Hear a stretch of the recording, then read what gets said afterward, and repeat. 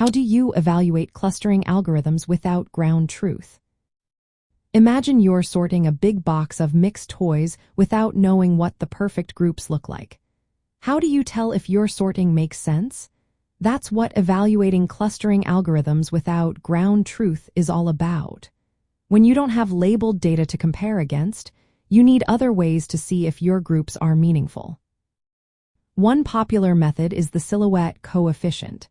It measures how close each data point is to others in its own group versus those in the nearest different group. If a point is much closer to its own group than to others, it gets a high score. When most points have high scores, it means your clusters are well separated and tight. Another useful metric is the Davies-Bouldin Index. It looks at how compact each cluster is and how far apart the clusters are from each other. The lower this index, the better the clusters are at being distinct and cohesive. Think of it like measuring how close the toys are within a group and how far apart the groups are from each other.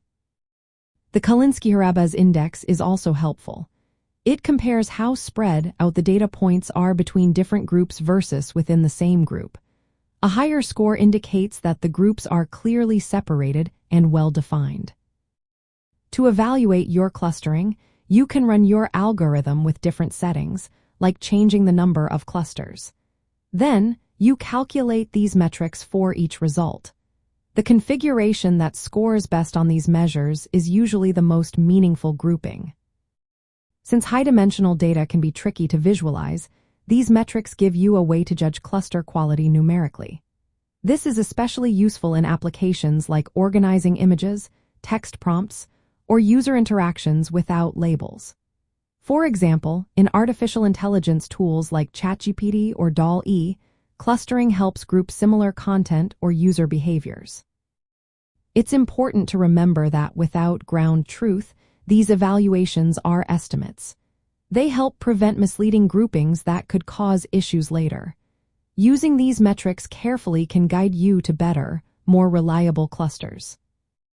In short, when you don't have labels to compare against, you turn to metrics like the silhouette coefficient, Davies-Bouldin Index, and Calinski-Harabasz Index. They measure how well your data groups together based on the data itself. These tools help you choose the best settings and trust your clustering results in unsupervised learning.